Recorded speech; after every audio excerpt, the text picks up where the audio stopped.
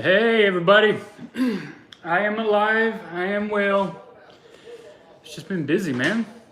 A lot of things been going on in the last year and a half. I'm glad to see some of y'all have tuned in. This is something I've been wanting to do for a while. I never have the time. That's the problem. Harry and David makes incredible gifts for any occasion. I'm doing kind of both using the camera, the phone, and looking at the comments over here.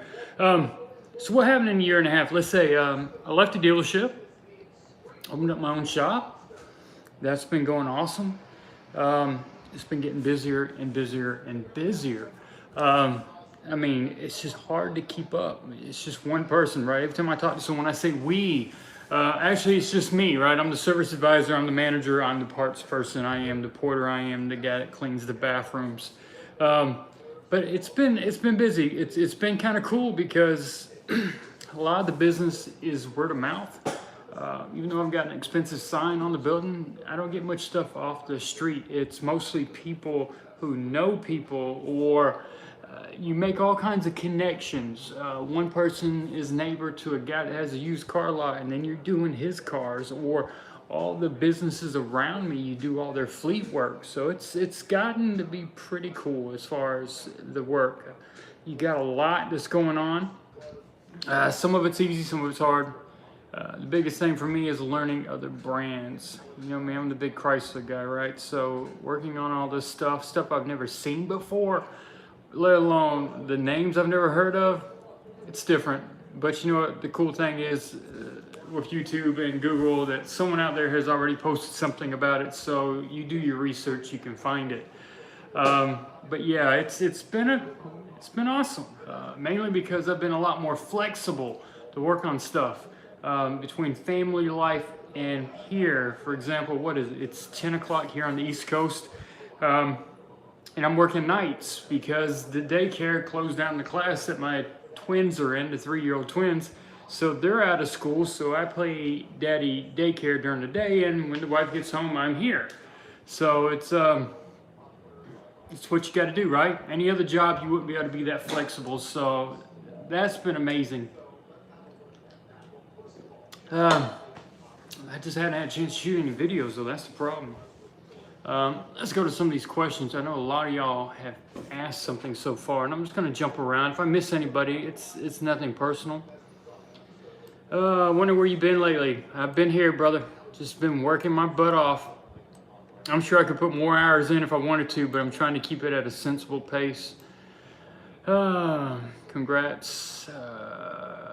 You up for a question? Always up for a question. Do I have the answer? I can't promise you. 2005 Chrysler 300 crank, but won't start. Well, it depends on what that is. You could have anything from a broken timing belt to a lot of different issues. Fuel, ignition. Right now, it's a little too generic a problem to kind of really just say, hey, this is what you need to go for. Without hooking up a scanner, without listening to it and seeing, it could be a lot of different things. Odessa, Texas, oh yeah.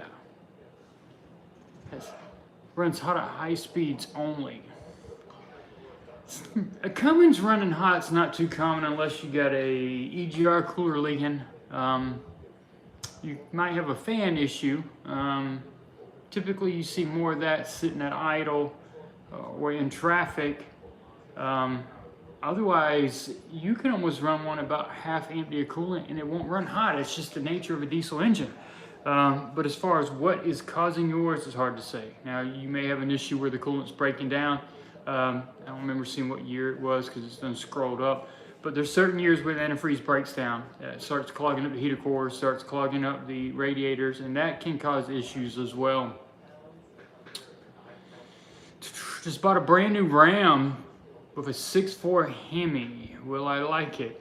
You know, I see a lot of the 6.4 Hemis, and I've got one up there that's kind of kicking our butt right now. It's a fleet vehicle. It's had a lot of work done to it over the years. I say years. It's a 2017 with about 80,000 miles on it. It's had the engine replaced once.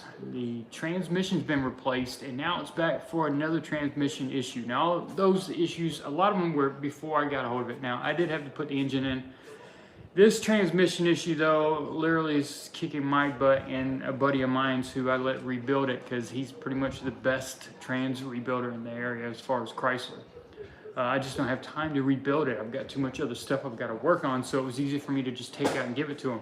6.4s, not bad. I mean, the alternative is diesel, right? Diesel has the power to do everything. 6.4s, just a gas guzzler. It has the power to do things. There's nothing wrong with it. At least with the 6.4, you're not dealing with all the emissions related stuff that you have on the diesels. You're not dealing with the EGR cooler. You're not dealing with the DEF. You're not, well, you do have an EGR cooler, excuse me, on the 6.7. Let me back up here. I'm just spitting things out as I'm going. You don't have the diesel particulate filter. You don't have the DEF fluid, the situation to mess with there. So 6.4 is not a bad option. With the diesels, it really just depends what you're going to be using it for. I don't use my diesel. It's my daily driver, but I don't use it what it's intended for.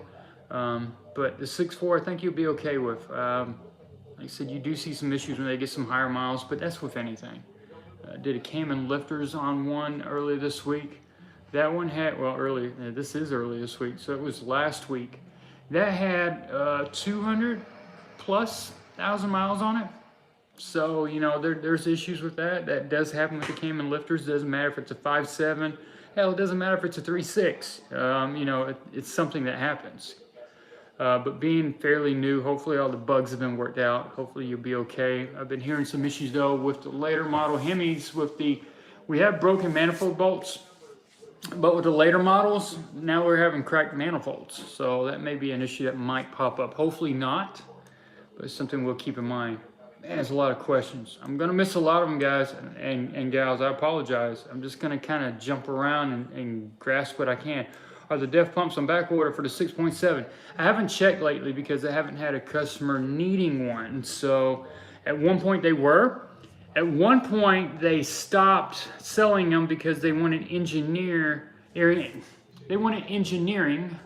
to reevaluate. They wanted to go back through them and see if there's some issues because they've been seeing some warranty claims. Apologize. So they stopped the sale of it, but the scheduling for them to check it out was postponed. So there was that whole wait to see what was going to happen. I haven't checked recently to see if they are available, but for a while there, that and a lot of other things have been on back order. Do you have a lot of 6.4 content? Not really. And mind you, the 5.7 and 6.4 aren't really that much different.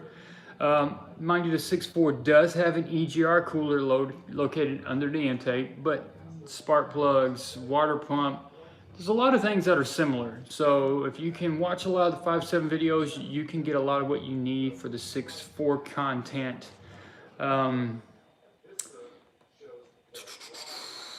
Strip bolt hole for the idler pulley, what would you do to fix? Well, it just depends. If you can helicoil it, great. Depending on where the idler pulley goes, I can't remember on that engine, it's a 2014, so that's a 3.6. That's part of probably the timing cover, so that's probably not a good thing. I don't want you to have to buy a timing cover. All you can kind of do is try to helicoil it the best you can. It's an idler pulley. As long as it's on there nice and straight, you should be good. If you do get it on there and you are able to helicoil it and mount it, pay attention to the belt after it's on for a while because it may actually start to work its way off. If it's not perfectly straight, that bolt's not perfectly straight, the pulley could be cocked slightly, so the belt may start working its way off. Thank you for that, right there, that $10 donation. Thank you very much. Thanks for your detailed tutorials and explanations. Changed all cam followers and lifters on a 2016 Grand Cherokee earlier this month. A lot of money saved. Was satisfied to hear the engine purring. I'm telling you, those 3.6s, man, that's a common thing. I usually keep the rocker arms. You know, I keep lifters in stock. Do we really need lifters? It's hard to say. I mean, you're already there. There's no more labor. It's just parts. But I keep them in stock. At least do one head, if not both. It really just depends on what kind of money the person has and what their scenario is. I would prefer to do both. But you've seen in the videos, they can be a little in-depth. I mean, you are dealing with the cam phasers. You're taking the chain loose. There's the possibility of some issues coming up. And for all of you that have watched the video and taken that job on, hats off to you. I mean, it's a professional level job. That's not like an A-Tech. This is like, well, I say A-Tech, depending on how you categorize it. There's entry level and there's professional, like pro, been doing it for years. You're getting close up to it. It's a big job. And I'm glad that y'all have enough confidence after watching the videos to take it on. And it's one of those jobs I don't mind doing because I like it because it pays good. Some places charge a stupid amount to do it, which I do not understand. I thought my price was kind of, you know, mid-level, but man, some of them put me to shame with what they're charging. Again, thanks for that super chat. That was awesome. $10 donation. Super around here. I've been referring people on Facebook, 4th Gen RAM 2.0 group to your videos. Thank you very much, Joe. It's cool to see what videos get promoted. You can tell which ones become the top ones and which ones don't. The ones you think are going to do well don't. And the ones that you think will, well, it's kind of hit and miss. I mean, you really cannot figure out what the public's going to want. You put a lot of effort in some and nothing happens. And the ones you just take 10 minutes to do, bam, they go crazy. Hey, I have an issue with 2 of the 3.6 Pentastars I've had in my Jeep JK. They both keep consuming oil. Full synthetic Pennzoil is the worst at 2 quarts per 1,000 miles. Anything I can do? Really about the only issue I see with the 3.6 is maybe a PCV valve. If you've got over 100,000 miles and you have not replaced the PCV valve, I'd recommend replacing it. And one way you can tell if that's an issue or a cause for using oil would be the hose that goes from the PCV valve up to, on some of them, goes into the air inlet. Can't remember exactly right now. But if there's any oil in there, well, that lets you know that oil is getting past the PCV valve portion of it and going through the hose. So at that point, I highly recommend a PCV valve. And they're not cheap. This isn't like a $5 part. Depending on where you get it, it can be $50 to almost $100. And some cars, and if it's on the JK, it's not that easy to get to. But if you're seeing that issue, definitely, if you have no external leaks, no oil filter housing leaking and anything like that, there's no real common issues with like valve stem seals or piston rings or nothing. I would definitely, though, check on that PCV valve, especially if you have over 100,000 miles. At that time, it's perfect to do the plugs, too. I saw someone comment something about a CP4 on here a minute ago. I haven't been out of the dealership for long, but I keep hearing someone, you know, a lot of the brands use the CP4, and that's the high pressure pump on the diesels, for those who don't know. We ran for the longest while a CP3 on the 6.7 diesels, and we had almost no problems. All the other brands started running the CP4s, and guess what? They had problems, and now Cummins is running the same one, CP4, and the later model, the newer 6.7s. And they're having problems. Metal getting in the system, whatever, somewhere inside something is starting to, you know, grind itself apart. But you're starting to see problems with them. You know how it is, when we have something great, they go and change it, and now we got a new problem. Cummins usually pretty good on things. I hate to see this happen to them. Why does it cost $1,200 to do transmission service on a 2016 Jeep Grand Cherokee with 8-speed tranny? Well, on that one, there's a couple reasons. Now, I would say $1,200 sounds a bit excessive to me. And again, it depends on where you go and who you're talking to, what they're going to charge. But remember, on this transmission, in theory, they say it's filled for life. No need to do anything unless you've got a problem. But as a mechanic, I don't believe in fill for life. Even the manufacturer that makes the transmission gives an interval. Chrysler, for the most part, doesn't, depending on the vehicle. Now, when you do a service, if you're not doing just a drain and fill, you're going to want to replace the filter. Well, guess where the filter is? It's part of the trans pan. So if you're replacing the filter, you're replacing the pan, the plastic pan on the bottom. So that's an added cost. It comes with the seal and I believe all the bolts. Excuse me. And then the fluid. The fluid's not cheap. Now, it depends on where you get the fluid, though. There are different brands that sell it. I think it's the ZF fluid's what they call it. So Fluid not being cheap's one thing. The labor is really nothing excessive. I mean, it's no more. Most train service is about an hour. So I don't know why $1,200. But again, it's like I said with the 3.6 issue with the cam and rocker arms. People charge some stupid prices depending on where you're going. And I just kind of look like, I feel like I'm charging too much, but I know I'm not. When I look at the dollar sign, I'm thinking my pocket, right? I'm not thinking as a business owner, like, hey, this is what it takes. This is what it's going to cost. I'm thinking, dude, if I had to pay for that, whoa, where would I get the money from? So yeah, that $1,200, a bit excessive. Now, I wish I could quote you real quick what it should be. But dude, I'm one of those people that cannot remember anything. I like to say my brain is a bookshelf. And every time you add a book falls off. That's basically how I am. I can work with someone for 20 years and one day stare at him and go, what the hell is his name? I mean, literally like that. And that's why I couldn't tell you right off the top of my head what it is. Let's see what we got here. Oh, we got a Chris Boyd. I have said once that I wanted to send you some money to keep the channel going because excuse me, because your explanations are great. I purchased a hose plier kit that you suggested. My son and I use the kit often, and our friends' cars. Thanks. I appreciate that, Chris. It's just cool to hear the feedback on the videos. You see the comments all day long on your emails, any kind of notifications. That you know, the whole I haven't made videos in a while, but yet people are still going back and checking them out, and they're taking the advice like Chris here. They're seeing things. You know, y'all don't have to give money. That's not what this is for. The fact that y'all are, I greatly appreciate.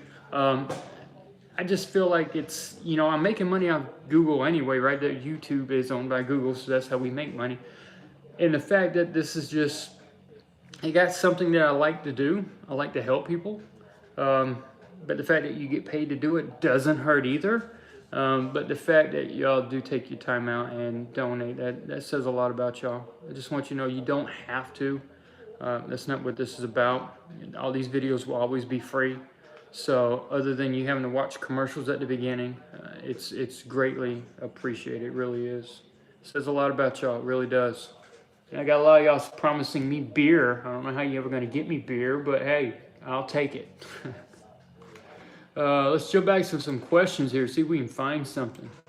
Again, I know I'm missing some of y'all.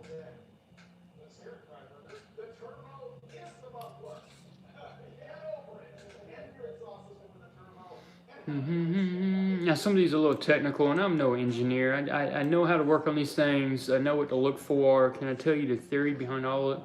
No. All right, let's go this one. This might be interesting. 2014 Jeep Grand Cherokee. This is from Red Rick. Classic oil cooler problem. Replaced it with dormant aluminum oil cooler. Result is more oil in the coolant than ever, and some coolant in the oil not there prior. Gasket issue. All right, so those aren't familiar with the Chrysler 3.6, that is the most common V6 that Chrysler makes. It's a pretty good engine. Some people may say otherwise. I know it has some issues, but you're pushing almost 300 horsepower depending on what car it's in, especially if it's Ram. We don't have chain issues. We don't have certain issues, but we do fight some of the issues like everybody else. Ford in the 5.4, right? They have rocker arm issues. We have rocker arm issues in the 3.6, and they almost look identical as far as the rocker arms. And we have some oil leaks. This is what Red Rick's talking about. We have a plastic oil filter / cooler assembly mounted under the intake. And it's notorious for either parts breaking off inside on the earlier models with the bypass valve, and then the later ones from like 2014 on, you'd start seeing oil leaks. Chrysler said 2014, you replace the assembly. After that, they just wanted you to replace the O-rings on the bottom because they figured that different style O-rings they made a better style that didn't. Once you bolt this thing down and you ever take one off, you'll see that the rubber seals are just completely smushed. They almost don't feel like they protrude below the cooler seal. Like, how does it seal? And that's an issue they've been having where, because it's bolted up to the cylinder block, the heat from the aluminum, it just kind of, after a while, it morphs that seal to just be whatever it needs it to be, in this case, flat. Now, Dorman did come out with an aluminum one, which is good. Don't get me wrong. It is dormant. There's a love-hate relationship there. I love them to death. They've worked with me on the bypass valve, and when I have issues, they do listen. I do like that. Does it mean that all their parts are perfect? No. The oil filter housings are fairly new, so we'll see how that goes. Now, typically on the oil filter housing, we leak oil externally. Now, if you're having any kind of mixing of the coolant with the oil, more than likely there's a problem with the cooler portion. On the Chrysler part, it comes as one assembly. We've got the oil filter housing, we've got the cap, usually there's filter in there, we've got 2 sensors on the back, we've also got the cooler bolted to it. On the Dorman, it's just the body of the housing. We don't have the cap, we don't have the sensors, and we're reusing the cooler portion, so there's a possibility that you've got an issue with that aluminum cooler. So if that's the case, I don't even know if Chrysler sells it separately. That's their problem. They only get it with the housing, if I'm correct. I don't remember without pulling it up. I'd have to see, but if you're mixing coolant with oil, it has to be related to that cooler. I really do believe. Yes, it's an aluminum housing you've got on there. I think that's probably okay. I just think it's the portion that's bolted to it that had an initial problem. Again, I could be wrong, but I don't remember them selling it separately. So again, if you have that issue and you bought the aluminum, not that you're screwed, but you know, what I'm saying is that aluminum one is probably a good upgrade, but if that cooler is leaking, you are stuck. Unless Dorman makes an external cooler eventually in the future. I would have thought maybe they would have put them together instead of just selling you a portion of the assembly. But then again, I'm just a mechanic, right? What do I know?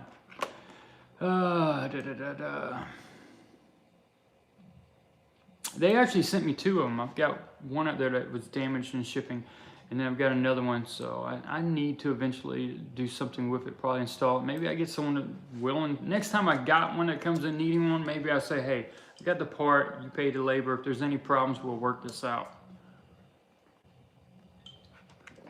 Let someone put some miles on one and see what happens. P0304, so cylinder 4 misfire on a 2011 Grand Cherokee, swap coils, plugs, drove about 100 miles, light came on again, new head or valve train issues. 2011, I can't remember when we had the extended warranty on the cylinder heads. There was a problem. Now that would be one of the cylinders, left head, cylinders 2, 4, and 6. We had problems with the valve seats getting burnt and had something to do with the coolant passages. Now that misfire you'll notice at super low idle, mainly like in gear, sitting still, or parking lot maneuvers. You'll see or feel something just a little bit. And best thing of that is though, you really need to have a scanner that's got a misfire monitor. And what I mean by that is a scanner that can actually show you live what cylinder is skipping. So you can see what's going on. Like, hey, okay, it's 2, it's 3. All right, I'm gonna move the coil over here. I'm gonna move the plug over here. See what happens. Did it move? No.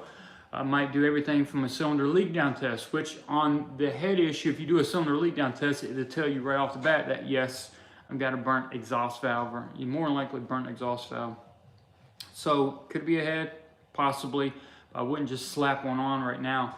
Now, another issue with those rocker arms. The rocker arms causes a couple different issues, technically. We get a noise, obviously, right? That tap, tap, tap. And another thing is it can cause a misfire code. So you could have that as well. There's that. You're doing what you should. You're moving the plug, you're moving the coil.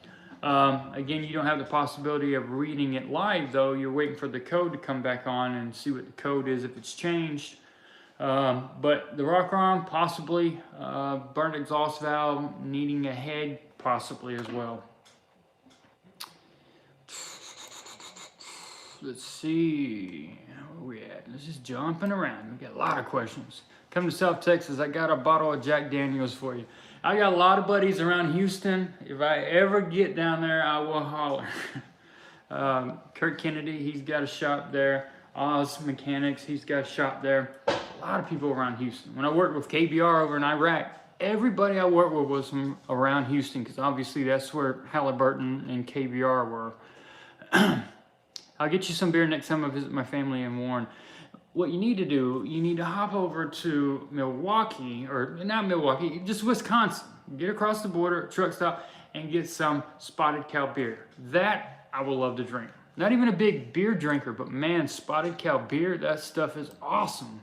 You'd only get it in Wisconsin. Recommended 2014 Durango 3.6 steering fluid. I can't remember, and again, my mind. Christ over the years went from power steering fluid to ATF4, which it's just hydraulic fluid basically.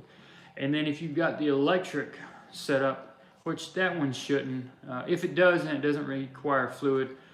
But if it does has a reservoir, ATF4 is what they've been using. The only ones we have the special electric fluid for is like the Chargers, 300s, Challengers type scenario. They've got electric pump going to an old style rack and pinion. I want to say the Durango, if it does have a pump, you're running ATF4. Let's see, Red Rick, swap out the new oil cooler to a new dormant oil filter housing. That it. Chris Boyd's here, there, gotcha, spotted cow. I understand the performance issues of a common 6.7 Gen 5 with emission, but is there any reason to not leave it stock? A lot of people delete stuff for one of really two, well, let's say maybe one of three reasons. They want more power, which, I don't know, 6.7 to me has already got enough power. It's got enough to pull a house off its foundation if you want. Well, obviously everybody wants more. So there's that group of people, they want performance. Then you've got the other people that want, hey, I want better fuel economy. I'm a hotshot driver, so I am towing a lot of stuff. I want better fuel economy. Then you've got the people that are like, dude, every time I go in the shop, something in this DEF system is costing me $1,500, $2,000 to have repaired. I think it's time for me to get rid of some of this. Now, personally, I'm one of those, my 6.7 is still stock, and it's got 230,000. And the theory I have is, until something fails that costs more to fix than to delete, then I may still stay stock. Now, if the price varies even more drastically one way or another, I may think about deleting stuff. Problem you have, though, is the government's really cracked down on that. A lot of the companies are getting sued, they're getting fined. Diesel Brothers had to go through a whole lawsuit over that, and the bigger names programmers, they got in trouble. You playing with fire, so I don't really, and being a dealership tech, I don't really know what options are out there because there's so many. Everything that came in the shop was stock, so you never really got to see or play around or get an idea of what works and what doesn't. I know there's some stealth deletes where you leave most of the stuff there, you just unplug certain things, and maybe a particular filter, you hollow it out. Had a Chevrolet out here earlier, 6.6 late model. It's a GMC Chevrolet, same thing. You can tell, they just bought it from an auction, it's a fleet vehicle now. You can tell it's got a programmer because certain things are unplugged. Hopefully they don't have no problems. I wouldn't say it feels excessively powerful, but it is what it is. How to Automotive, dude, what is going on, man? Everybody make sure to check out his channel. He's creeped up to what, like 1,000 videos now? I don't think I've hit 500 yet, but again, I just don't have the desire anymore, even though I should. Question for you: Jeep Wrangler with 6-speed manual transmission pops out of first gear. Would you suspect a shifter or synchro? I want to say the shifter goes directly into that transmission. So, and to be honest with you, we didn't have a lot of manual transmission issues at the shop. If we did, the vehicles that did, it was usually some kind of bushing related to one of the cables, if it was cable operated.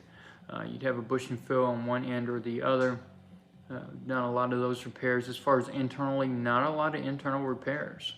I guess I was lucky. I think I had one or two, maybe in a Charger or Challenger. That 6-speed transmission I've been through a couple times. A lot of the other ones I hadn't. A lot of them take a lot of different special tools. Some of them take a hot plate and some weird special pullers to pull the case off and heat up this and heat up that, and some fixture to put this on, to where you're like, dude, unless I'm specializing in it and I bought the tools, I ain't doing it. I don't remember too many issues on that. I'd have to look it up, see if there's any bulletins or anything, but hard to say, Brian. Hard to say. I can't remember. I just don't remember driving one and having an issue, so I couldn't tell you off the top of my head. Now, there's some local Jeep guys that might be able to tell me. They hardcore customizing, jacking them up, putting 8-lug axles on. They might know. And again, with this manual transmissions, it's that whole...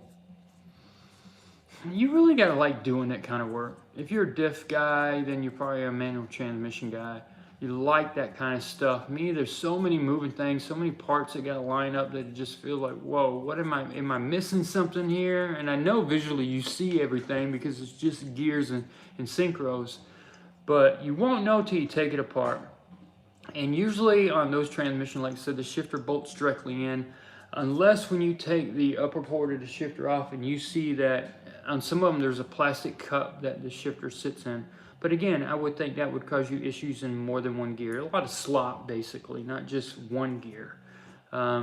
You'd have to go ahead and just completely disassemble that thing. And whether or not you need too many special tools is the thing. Like I said, some of them, you had to go put this fixture in the press. Some of them, you had a special thing to separate them. And some of them, you had to heat up certain portions just to expand the sleeves so that the rods would sit.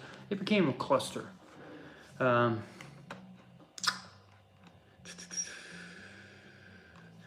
Excellent video. I fixed my 2016 Caravan oil cooler and changed the rocker arms with your device. Thanks. I do have a bad idle issue still. Seems maybe the pedal sensor revs high when starts. Excuse me. I don't have too many issues with the electronic throttle on that engine. Some people, when they do a repair, they keep forgetting about the vacuum hose. Of course, the biggest complaint at that point is a hard brake pedal. Excuse me. By the way, love the channel, and you have helped me quite a bit with your videos. Thanks for sharing your knowledge with us, man, bro. Cheers. Thanks, Pappy Sauce. It feels like, you know, there's got to be more videos I can make. Now, like, well, I've made 400 and something videos. Have I not fixed everything on a Chrysler already? But I know there's more out there. I'm afraid I'm gonna lose some of this, the newer stuff coming out, like new Grand Cherokee Wagoneer or whatever, man. I stopped by a dealership and checked that out one day. I'm like, you kidding me? There's no room to get the nothing. Everything is just completely different. This is gonna be over my head in no time. I said, that's all right. I got enough 036s to keep working on in Hemis. That should keep me occupied for a long time.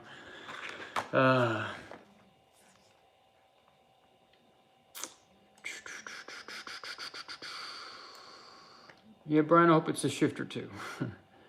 Yeah, I seen you got into the whole Jeep thing, which is cool, man. Jeeps are a weird thing to me. I used to love them, but sometimes it's the owners I don't like, and nothing against a Jeep owner. It's just at the dealership.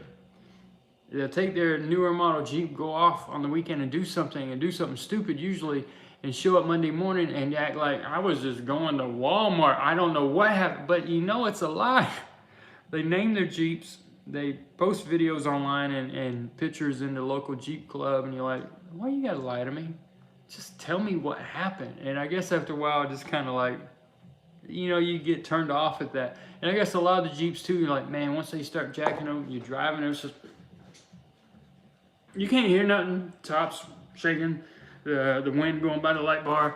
And I always joke, there's a whole reason why the Jeep waves 2 fingers, because you got to keep 2 hands on the steering wheel. Unless you've got a very nice modified. I got a customer's got one, and I'm talking about he has spent some money on this thing. This thing, again, has those 8-lug axles. This thing rides like a Cadillac. It's the most smoothest ride Wrangler you've ever been in. Of course, he spent a buttload of money to make it that way, though. But Wranglers, they're different, man. It's that clean slate, you know. They got a loyal following. It's just, you buy it like a blank canvas, and there's 10 million accessories you can put on it to make your own. I mean, that's a cool concept when you think about it.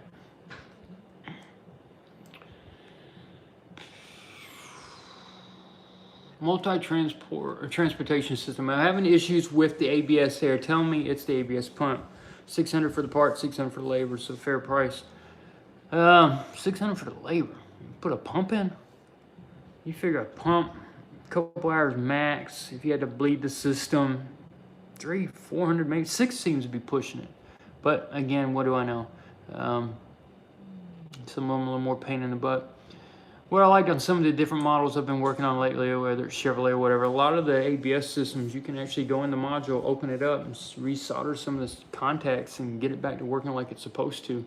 But then again, a lot of late model Chrysler stuff you can't. The way it's made inside, there's no way. It looks like spider webs inside, literally. There's certain circuits in there so delicate.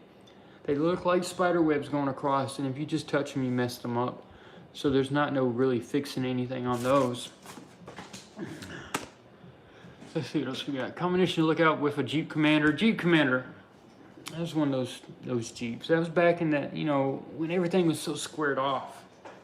2004, we had like the nice rounded off Jeep Grand Cherokees. And after that, we went to a more boxy style. By then, Daimler owned us. So the boxy Grand Cherokee, the Commander's a weird one to me. It's like got 3 rows of seating, and the back row is like stadium seating. Like you're sitting higher and higher the further back you go. Common issues, you know, if you got a 3.7, 4.7, depending on what engine's in it. Buying a used anything with a 3.7 or 4.7 is kind of scary. Usually you open the hood and you see a lot of coolant related items that have been replaced. You know, like water pump, radiator, what are they hiding? You know, what issue did they have that they did not fix?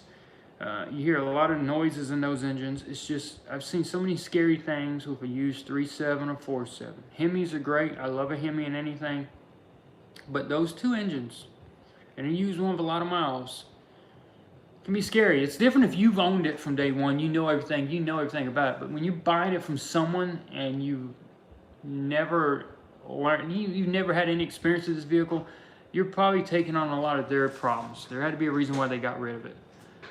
It could be just for practical reasons, they didn't need it, got something new, or they're hiding something. Because it seems like a lot of people who buy them, that bring them here for me to look at after they bought them, I end up having to break some bad news to them. Sometimes it's not good. Some of them it's just, okay, we got a few things we got to fix. So be it. It's got some miles on it. I expect that. But then you've got the ones that, like I said, you're like, dude, you spent how much? 6-7 grand, and now let's show you why it's running hot. Let me show you. That's a problem you run into. But as far as physically issues with the Commander, not really. We had different recalls over the years, but physically, I mean, if you had it with the Hemi, great. I believe they offered it with the Hemi. Just the 3.7, 4.7 is just a little scary. When they get some miles on it, it gets a little scary. You might have some chain issues as far as tensioners on those. We never do with the 3.6, but the older stuff we did. Just wanted to say thank you. Helped save me around $800 with my Ram 6.7 heater core replacement. You're welcome, Wade. Yeah, that heater core thing. I had one in a used truck, used car lot up the road. They let me do a lot of their work, and they're not your typical used car lot. These guys are stand up. They don't play around. They spend the money. They fix the stuff, and it's kind of surprising to see that. But they had one that they know someone that has an electrical company, so they're selling it on their lot. But yeah, the heater core. This one leaking bad enough to where it was leaking inside the cab, getting on the rubber floor mat. It was pretty bad, but I love that job. I love doing the heater cores because once you've done them, man, it's just a quick process. It feels like maybe 30, 45 minutes, you got it out. And a heater core, you're not even separating the box at that point. Once you get it out, it's still up against the firewall. You got to get the box out, but it slides out. And if that's all they're doing, so be it. If they want to do the evaporator while you're in there, all right, you do a little more work. Not much, but man, it's some easy money, and it pays well. I love it, man. Every time I get one, I'm like, yes, let me go knock this thing out real quick. But you see a lot of them. You see, I mainly don't necessarily see them leaking. I see them getting clogged up, and that's the problem again with that antifreeze. We had that 10-year, 100,000 mile. No, that wasn't 10-year. That was the 5-year, 100,000 mile antifreeze, which was kind of more of a pinkish color. And that stuff will break down over time. I've still got the samples I think I had at the shop. A while back at the dealership, I had 3 mason jars, and I was curious what would happen if you mix coolant, right? They tell you never do it. So we had the 3-year, we had the 5-year, and we've got the 10-year. Those are the 3 most common things Chrysler would use over the years, depending on what vehicle it was. And I mixed them, and I tell you what, that's in it, to me it really didn't matter what you mixed it with, but if you had the 5-year, you would look at it after a while and you start seeing these squiggly lines in there. There was stuff floating around in there, and I think that sample maybe about 2 years old now. You could see it breaking down. It clogs up the heater cores on everything. The Jeep Wranglers, it doesn't matter if it's a Chrysler 200, the Ram trucks, same thing. And I've got the fleet one out there that's getting the transmission issue we've got right now. Heater core's clogged up in that. He doesn't want to fix it though. So during the summer, they're not worried about it. Of course, the guys are going to complain once it gets cold again. Another customer of mine, the one that I did a Hemi with the 6.4 with the camshaft and lifters I talked about, his heater core got replaced. I've probably done a lot of heater cores, and it's the same thing. Most of them getting clogged up, not necessarily leaking. And so it's just, if you can, I don't care if you manually flush it out, just try to drain it out every so often, put fresh antifreeze. If you can get it in to flush it out, great, but that stuff just sucks, man. That I'm sorry, it's that 5-year stuff that I haven't seen the issue so much with the 10-year. I'm not saying it doesn't happen, but I know we never had that problem with the 3-year antifreeze. But that later model stuff, man, it clogs stuff up. And you'll notice it because typically the way, depending on how the box is designed, one side of the dash may be warm, the other side is going to be cold. Especially in something like a Chrysler 200 or something like that. That's exactly when you know what's happening, because half of the heater core is clogged up. And that's why it's cold on one side and warm on the other. And trying to back flush it really almost never does anything. Let's see. You have helped me so much with your videos. I have a 2008 Ram with the adjustable, oh, that just went all over the place. Adjustable pedals. Do you know any fix for the side-to-side play? No, Eric, I don't. I guess I've never seen the problem with it. The only one I've ever really had problems with for some older vehicles, like there's an SRT4 Neon that used to come in. That I had to get a pedal for it because the bushings got worn out inside, the metal bushings. That had a lot of slop in it. But I haven't really seen it on those, so that I can't really give you an idea of what to look for or what to do on that. 2008 though, obviously the dealer probably doesn't make anything. It's probably no longer serviced, whether or not you have to get a used one, any parts available, that's hard to say. I'm sure there are, but you know, taking it apart and find out what's worn and what's not. Just wanted to say thank you. Your great videos have helped me and saved me a bunch of money. Thanks, bro. You're welcome, Dean. Again, I'm glad these videos help people, man. That's the whole purpose. The thing I still think is kind of funny is you'll put a video out, or better yet, I ain't even put a video out in a while, but you've got your videos that are out there, and you will get people that get pissed if you don't answer them or you don't reply back. And I'm thinking, all this is free, right? This is me taking my time to make a video for you for free. I can't respond to every message, but the fact that they get so mad and say the most nasty stuff, I'm just thinking, what world do we live in where someone's giving you free advice and you're gonna talk trash about them or say something mean? I'm like, come on, people. It's the fact that I'm giving you stuff for free. I mean, it's out of the kindness of my heart. Just take it that way. If you don't like it, you don't like something about it, I'm sorry. There's probably another video out there that might help you. I do the best I can, man. I just the people out there, but it's no different where you go. I can go out here in the street right now and probably find someone that's got the most opposite opinion of me and want to trash talk too. So it doesn't matter where you go. They're everywhere. Let's see.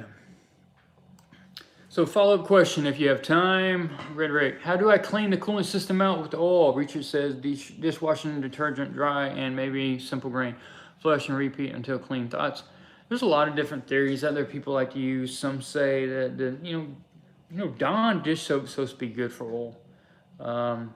It's weird, you know, like with the particulate filters. That's what Star was having. Star is Chrysler's hotline, right? With the techs use. If the numbers were low enough on the particulate filter and they were not completely restricted, they had us use Dawn dish soap to kind of wash them out, get them back to a reasonable number so that we could do a regen. A lot of people. There's a simple grain, and I haven't tried none of these, so I'm not going to give you one that I say works best because I just haven't. Obviously, you need something to break the oil down to where to get out, otherwise it just stays coated to everything. Some people have to flush it 3-4 times to finally get most of it out, and then you may see some residue in the coolant bottle because that's a pain in the butt to get cleaned. Yeah, I'm sure that from the looks of some of these comments that some people are actually leaving something in reference to that. The purple stuff may work. I don't know about the dry dish detergent. That might.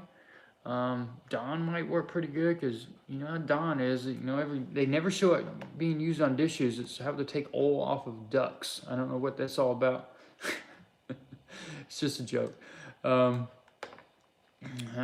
video format. Got a 3.6 and a 14 journey R&R out the bottom, or is it possible to pull it out the top?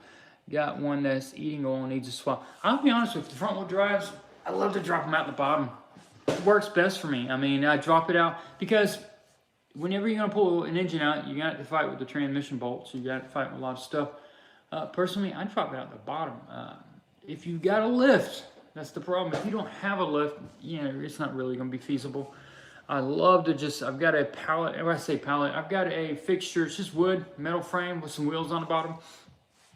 You can get up under, and then blocks of wood or wherever you need to kind of get everything configured right to balance it.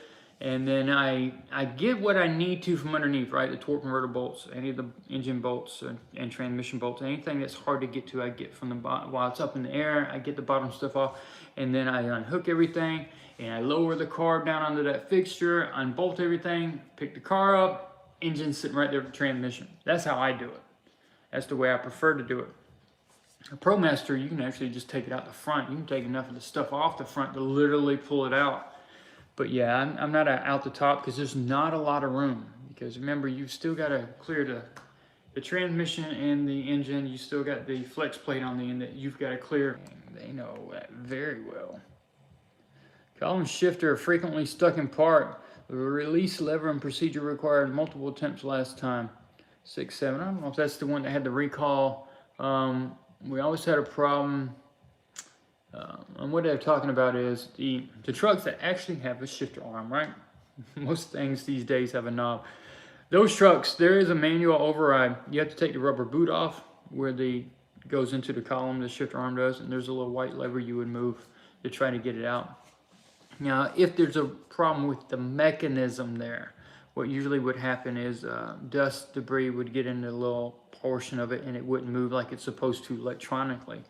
Now, that's if there's a problem in the steering column. If it doesn't want to come out apart, you could have a problem inside the transmission. I haven't seen it on the 2017 though. The older ones actually did a video on the detent on the roller coming off. So then the portion of the internal portion of the transmission that gives you that sensation of part neutral, right? There's something that physically is going to engage somewhere that gives you that. We call it like a rooster comb. There's a roller that goes over each one of the things like that, kind of like, and that roller would come off, and then it does not want to move easily unless you force it. And you would do that by getting on the side of the transmission, pop the cable off, and see how hard it is to move it. If it's pain in the rear and doesn't want to move on the transmission, you know it's internal. Again, I haven't seen it on the 17. It was the older stuff back in the day though. Unless there's a problem with the cable, that happens. Of course, you would have to, again, you could eliminate that process by taking it off in different places, take it off from the transmission and see if the shifter moves good on the inside. But yeah, those are some things I would check. Peter North here, old adult film star question. Would you be willing to work on cars in the adult film industry? Money's unlimited. Dude, I don't remember seeing any cars running in an adult film, let alone need to be working on them, because I thought the subject matter had nothing to do with the cars driving.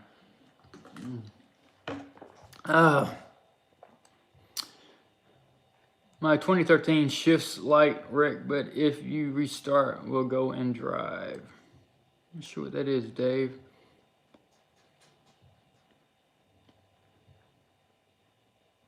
Eric, thank you again. Great video. You're welcome, Eric. Rick Cruz, greetings. Is there a supercharged kit for the Pacifica? Not that I know of. I tell you what, though, I've seen some. Now, it's hard to say cool looking minivan, right? But I've seen some Pacificas that I'm like, man, they're slammed. They look mean. That would be a beautiful ride, though. But it's a minivan, right? There's nothing sexy about a minivan. Not that we're looking for cars that are sexy, but we want something that screams power, right? And then I get the Supercharger. But you know, bring that up, the Pacifica 3.6, there are some Superchargers for 3.6, but the problem you run into is the 3.6 is a slightly different engine. It's an updated engine. It's the, I say updated.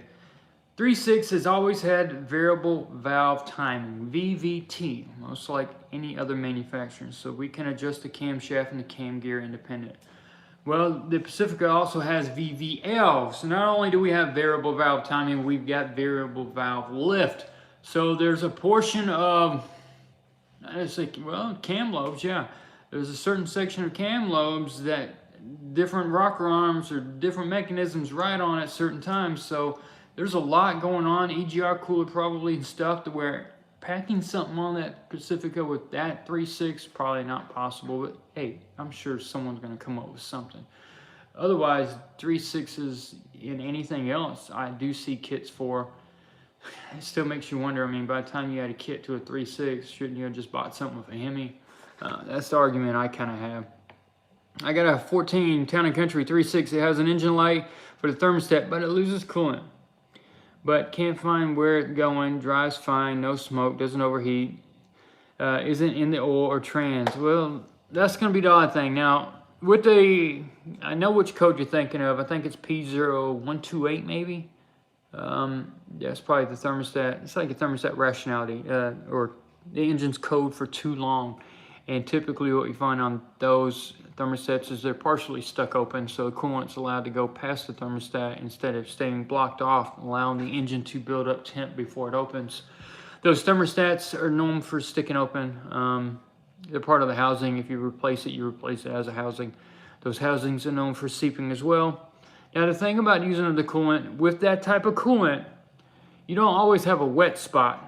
That coolant can seep out and crust over. That's the thing. It's kind of cool about that coolant is you can find the location sometimes fairly easy versus some of them.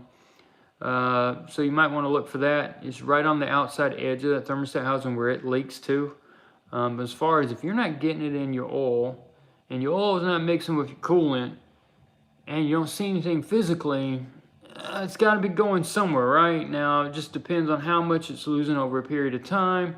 Definitely start looking around and see if you have an issue with any kind of seepage or crusty pink buildup.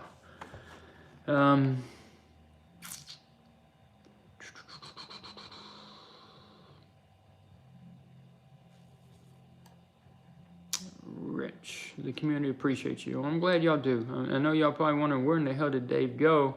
I haven't had anything new content in a while, but hey, I feel like there's a lot of videos there. When you do have an issue, hopefully there's another video you can find. It's not like I turned the channel off. It's just I have not had the time. I want to. Just taking the time out the night. I finally had a break for a moment before I have to leave to go pick up my daughter in a little bit. So I was like, man, I've got to get back on here and let people know I'm still alive. I haven't forgot about YouTube. I'd love to get back to it. It's just finding the time.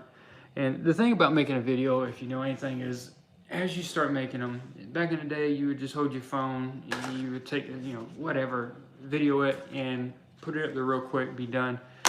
Then you get more anal, where it's like, hey, I'm going to have lighting equipment, audio. I got to have all this to where what would take 10, maybe 15 minutes to do now takes 2-3 hours, it feels like, and then the editing. And when you're done editing, you're like, oh, I'm good to go for about a week or so. You feel so great. But to get in that position where literally you have to kick yourself in the rear to get motivated, that's the problem I have. I just don't have that opportunity. I mean, there's opportunities, right? You can find time. I know enough other YouTubers. Charles, the Humble Mechanic, Brian, Fortec Model Loco. We had Brian on here earlier from How To Automotive. They all find time. I need to get back into that. I need to sometimes, and it doesn't have to be an elaborate video, right? Some of the best videos are like, hey, how to take the shifter out apart. Or I think one of the biggest videos, and it may be the biggest by now, but it's up there, is how to remove the rear wiper blade on a Grand Cherokee, right? You would think, how dumb is that? Why would you make a video? Well, it kicks your butt if you don't know how. I need to get back to some of the basic stuff, simple stuff. It doesn't have to be the most elaborate, but I need to get back there and get some more content out for y'all. I haven't forgot about everybody. Do I know the torque spec for the intake planable plate? I can't find it anywhere. I don't know right now, and I would say you could leave a comment, but I can't promise you I get to the comments. Again, there's probably over, well, we've reached 140-something thousand. We're pushing 150,000 subscribers. There's probably what feels like 50 to 100 comments a day. That's on YouTube alone. That's not to mention the fact that I was dumb enough to give my email address out and people email me, which I don't mind because I like to try to help them. But again, I added more stress to myself. And then the Facebook, the Instagram. So it adds up real quick to where you can't answer everybody. Yeah, I try to leave a comment, and I will try to remember to come back and help you. If I don't, I do apologize. Thanks so much for years of great videos. Just curious, as an indie now, if you kept a YTech subscription or you moved. I've still got the YTech, still use it. I don't have the new Blue Pod. Yeah, they had to come up with something new for the newest stuff. I do have the YTech. That's my go-to. That thing is just, I love YTech. YTech, for those who don't know, is Chrysler's software for diagnosing vehicles. It's so user-friendly, so easy. It's like watching a 5-year-old play with some kind of computer game that they made for someone that was 5 years old. It's literally, to me, that easy to move around. Compared to a lot of the other manufacturers that you scratch your head thinking, what in the hell were they thinking? So I love it. Updates are easy. That's my thing. I love the Chrysler stuff, so I've always got one because, you know, like my buddy Brian told me, stick to what you know, right? He just try to be the Chrysler guy as much as possible. So if so, I put most of my eggs in that basket. Can I do updates on the rest of the stuff? Yeah, but it's a pain on the Ford, it's a pain on the Chevrolet, and you got to buy their monthly subscription or one-time access or whatever, and it's just, I sit there and I'm thinking, is it really worth it? Am I still working at the dealership? No, but I do help them out from time to time. Well, I guess you can say yes and no. Physically, no, but I do go there and help out or anything they need. I do anything I can to help them out anytime they need anything, you know, questions or whatever. I'm still part of that group, still loyal to them. They've treated me well over the years, so I feel no reason not to give back. If they've got a question, they need help with something, I'm here for them. And we scratch each other's back, and that's the weird thing about having a shop. You don't realize it that, now I'm sure there are some places around here that are kind of cutthroat, but for the most part, a lot of people help each other. If they got questions or need help. And you know, when you've been doing this long enough, a lot of the people you work with just move around. So one guy, back in the day, you may have 10 people that you remember working with. One's working out Kia, one's working at Ford. You know, they all branch out. So you know someone basically everywhere. So it's always cool to see we scratch each other's back when we have a problem. If they need help, I'll work with them. If I need help, they help me.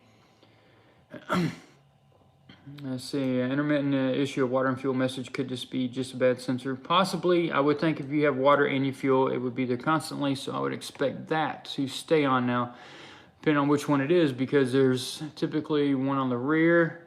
If it has the 2 filters, I don't remember what year, I apologize. There's 2 filters, one front, one rear. They both had water and fuel sensors. If you could get it to happen, you could probably maybe be able to see it on the data. I don't remember. But yeah, if you drain it, if you get water and the fuel light on, then you probably need to go ahead and drain that filter into a clean container and see if you physically see any. If you don't see any, then it's probably one of those sensors. Do you miss the dealership? I do. I do miss a lot of it. They got to where, you know, it's just some of the drama.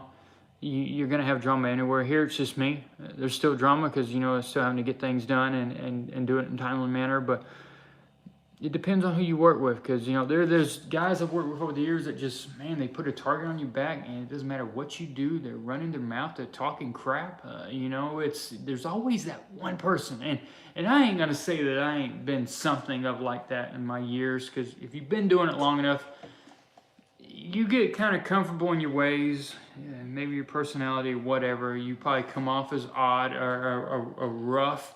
I've known people that service riders, when they would start, they'd be scared to talk to me. They think I'm going to yell at them. Maybe it's my look. I don't know. Maybe just this look right here just looks scary to people. It looks like he's pissed all the time. Or maybe the other thing that gets people is when you're quiet. If you're quiet, oh, they hate that because they think you're up to something or plotting or thinking of something. I'm just quiet because I've got nothing intelligent to say. I do miss the dealership. I miss a lot of the people that work there. I still talk to a lot of them on a regular basis. I still go by there a lot. What are your thoughts about the lifetime transmission fluid on the Ram? That's what we were talking about earlier. Someone, Big Mo, brought up the $1,200 trans service on a Grand Cherokee. Personally, I don't think anything's filled for life.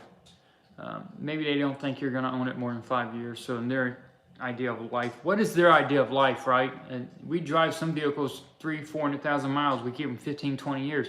Life of me or the life of the vehicle?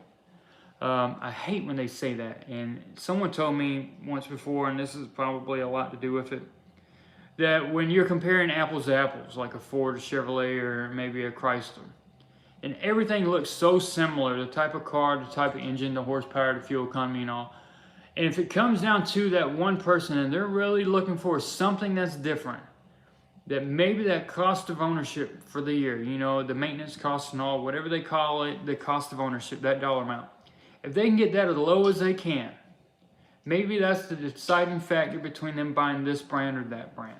Maybe there's some logic to that. Maybe there's some truth to that. I just personally believe some fluid's going to break down over time. I mean, it's what it is, right? It's transmission, for one. There's a lot of heat there. There's moving parts.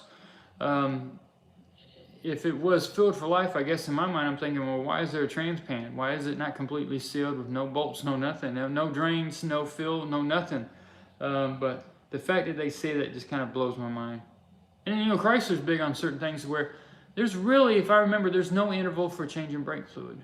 I could be wrong, but I don't remember. Now, if you get a lot of imports, they say every 3 years. So it's hit and miss with what brand, which one harps on what. The diffs, and they got into where it used to be like a 30,000 mile service, you change all fluids. There's a lot of the intervals on a lot of newer stuff, but we're not doing transmissions or differential service. It says if used for heavy towing, then yes. If not, inspect. I mean, if it's cloudy, it's dark or something, yeah. If there's metal, yeah. But what if not? I mean, it's hard to say, when. But like Chris right here mentions, the manufacturer gives you an interval. Chrysler says filled for life. Who are we going to believe? The people that made the transmission? And the reason why I say this is because people might not know the 8-speed is a fully electronic transmission. That's why we keep bringing this up. This transmission is used in other brands, not just Chrysler. BMW uses it in a lot of stuff. And I want to say Mercedes, I could be wrong. I'm not going to throw other names out there. I don't know for sure. But I do know that the ZF transmission is used in other vehicles. And apparently, everybody felt they had already engineered it. They made a logical transmission that works great. We'll just buy into it or whatever, get the rights, and we'll put it behind our vehicles. And for the most part, it does pretty well. Some little hiccups from time to time, but that takes a special fluid. Fluid's not cheap. That's not $5 ATF4. I can't remember if it's in the $30, $40 range per quart. Other brands make something to replace that's cheaper. But again, filled for life. If the people that make the transmission tell you to do it every 75, I think I'd follow their expertise and knowledge in it than I would with Chrysler. But again, who's to say? If you don't do your research, you never know. You're just like, hey, filled for life. I just don't need to do it. Okay. But yeah, that's how they've gotten over the years. There's a lot of different transmissions they do that for. It ain't just that one. Hopefully you know that the majority of the people appreciate the free advice and you're not and are not complaining morons. My only complaint is I can only subscribe once and only once. Well, Red, what you need to do is create a whole bunch of different profiles on YouTube, and that way you can go in there and probably 4 or 5, subscriptions. That'll help me out a lot. Yeah, the free advice thing. It's still weird who complains. They complain about noise in the background, this, that, or I said this word and not that word, and people. Or heaven forbid they use the wrong torque wrench and don't listen to the difference between inch pounds and foot pounds, and they break something and then they want to come complaining to me. We've done a video on the new shop. I did one of, there's something about the shop, and you see my wife's Durango in the background. I think it's what's going on in the shop. and I didn't go into too much specific. I've been wanting to do a video on it, you know, drone footage, all kinds of cool stuff, right? A real nice video, but I hadn't done it. It was on my list to do. Really, I had some footage of the different shops I was wanting to get, and I ended up with this one, and that was going to be part of it. And we're going to cut this off in just a few minutes. I've got to go pick up my daughter from work. She gets off at 11.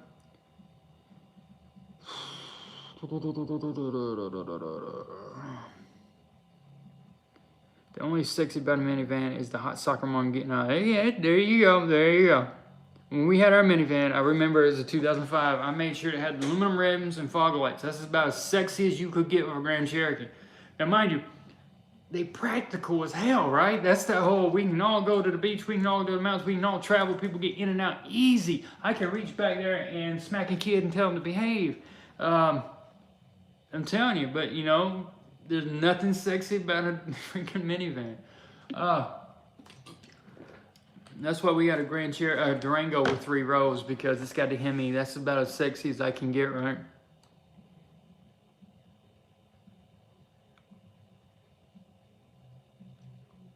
Nah, don't have any videos of removing the monitors in the Durango. I apologize for that. I guess that'd be one if I ever had one come in. I say that every time, but I know I never do.